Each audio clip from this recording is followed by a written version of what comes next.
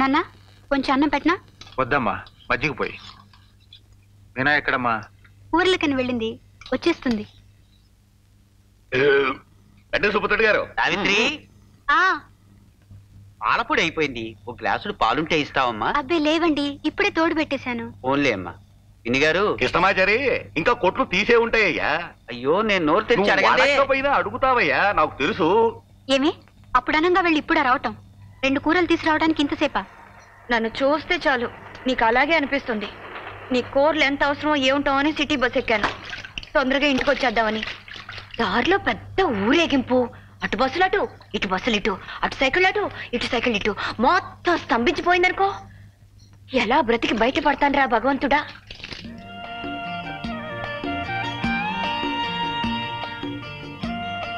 నాన్నగారు ఉన్నారా? నిద్రపోతున్నారా? ఆయనతో మాట్లాడాలి.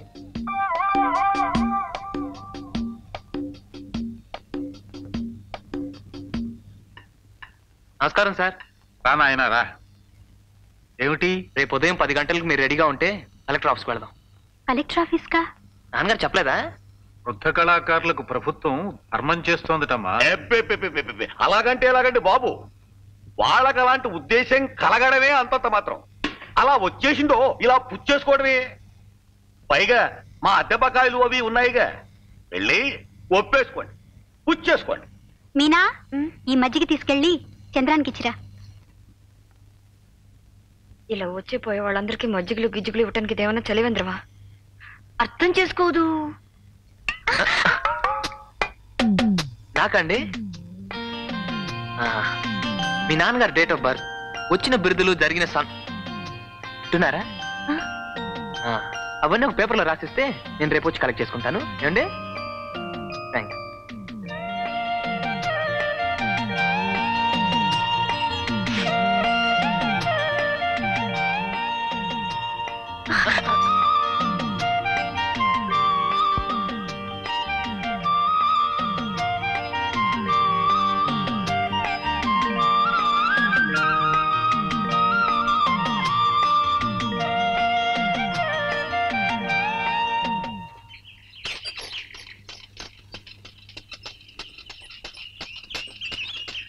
కందాడ రామానుజాచార్యులు, కందాడ రామానుజాచార్యులు ఆఫీసర్ గారు రమ్మంటున్నారు. ఆఫీసర్ గారు రమ్మంటున్నారట.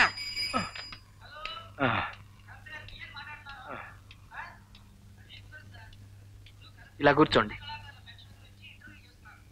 నమస్కారం అండి. నమస్కారం నమస్కారం. అయ్యా చూడండి, నాకు టైం చాలా తక్కువగా ఉంది. కాలాన్ని వృధా చేయటం అంటే నాకు పరమ అసహ్యం. 1 నిమిషం టైం వేస్ట్ చేస్తున్నావంటే జీవిత పరిమాణంలో 1 నిమిషం తగ్గిపోయినట్టే కదా. ఏమిట్రా చెబుతున్నారు? కాలాన్ని గురించి చెప్తున్నారు, కాలాన్ని గురించి. అయితే మన జీవన భృతి విషయం. అదే అదే, టైం వేస్ట్ చేయకుండా అక్కడికే వస్తున్నాను. మీరు కూడా నా కాలాన్ని వృధా చేయకుండా, నన్ను విసిగించకుండా అడిగిన వాటన్నిటికీ సమాధానం చెప్పాలి. కాలము దాని విలువ గురించి ఆంధ్రజ్యోతి ఆదివారం ఇష్యూలో ఒక వ్యాసం రాశాను, అది మీరు చదవాలి. కాళ్ళు పీకుతున్నాయిరా, కాసేపు కూర్చుంటాను. ఏమిటి మీరు ఇక్కడ తీరిగ్గా కూర్చుని కథాకామేషు చెప్పుకుంటూ కాలం వృధా చేయడానికి వచ్చింది? ఇప్పుడు కాసేపు కూర్చుంటామంటారు, ఆ తర్వాత పడుకుంటామంటారు. ఇట్లాగే టైం వేస్ట్ చేసేది. నేను కొన్ని ప్రశ్నలు అడుగుతాను, సూటిగా సమాధానం చెప్పండి అంతే. అలాగే. మాకు ప్రభుత్వం జీవన భృతి ఎంత ఇవ్వాలనుకుంటున్నారు బాబు? అబ్బా వినబడలేదల్లే ఉంది. నేనండి ప్రశ్నలు వేయాల్సింది. టైం ఇట్లాగే వృధా చేసేస్తారు. అయితే మీరే వెయ్యండి బాబు. ఏమిటి మీరు? ఘనాపాటిని. అబ్బా. కుమ్మరి అంటే అర్థం అవుతుంది, కమ్మరి అంటే అర్థం అవుతుంది, మేదరన్నా అర్థం అవుతుంది. ఉట్టినే ఘనాపాట అనేసి చూరుకుంటే నాకు ఏం అర్థం అవుతుందండి? మీరేం చేసేవారో చెప్పకుండాను టైం ఇట్టాగే వేస్ట్ చేసేస్తారు.